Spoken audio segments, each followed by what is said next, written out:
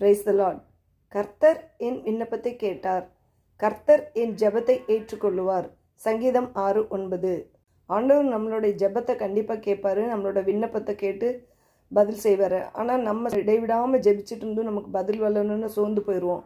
அப்போ நம்மளை சுற்றி இருக்கவங்களாம் நீ விடாமல் ஜெபம் பண்ணியே உனக்கு என்ன பதில் வந்துச்சு அப்படின்னு சொல்லுவாங்க. ஆனால் நம்ம அதெல்லாம் காது கொடுத்து கேட்கக்கூடாது. நம்மளுடைய காது ஆண்டவருடைய வார்த்தைக்கு மட்டும்தான் இருக்கணும். ஆண்டவர் என்ன சொல்கிறாரோ அதை மட்டும் தான் கேட்கணும். ஜெபிக்கலாமா? இசப்பா, ஸ்தோத்திரம் ஸ்தோத்திரம் ஸ்தோத்திரம் ஸ்தோத்திரம். அப்பா, எங்களுடைய விண்ணப்பத்தை கேட்கிறவர் நீர் ஆண்டவரே. அப்பா, எங்களுடைய விண்ணப்பத்திற்கு ஆம் என்றும் ஆமேன் என்றும் பதில் கொடுப்பீங்கப்பா. அதற்காக உமக்கு ஸ்தோத்திரம் ஆண்டவரே. எங்களுடைய ஜெபத்தை நீர் ஏற்றுக்கொள்கிற தேவனாக இருக்கிறீங்க டாடி. அதற்காக உமக்கு ஸ்தோத்திரம் அப்பா. எங்களுடைய வேண்டுதல்களுக்கும் எங்கள் விண்ணப்பங்களுக்கும் நீர் பதில் கொடுத்த தயவிற்காக உமக்கு நன்றி அப்பா. இயேசு கிறிஸ்துவின் மூலம் ஜெபிக்கிறோம் ஜீவனில் நல்ல பிதாவே, ஆமேன்.